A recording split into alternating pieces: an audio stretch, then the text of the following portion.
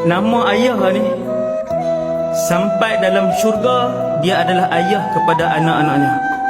Allahu Akbar. Tak boleh buang lah. Sekali Allah cipta ayah kita yang tu, Allah pilih yang itulah ayah kita selama-lamanya. Macam mana pun dia, siapa pun ayah kita, dia rendah ke, dia tinggi ke, gaji dia murah ke, gaji dia banyak ke, orang tak kenal langsung ke, semua orang kenal ke, satu tu je ayah kita, dia kekal selama-lamanya. Sampai dalam syurga kita akan panggil dia ayah. Jumpa dalam syurga satu hari nanti pun, bila kita berselisih, kita tetap akan panggil dia ayah.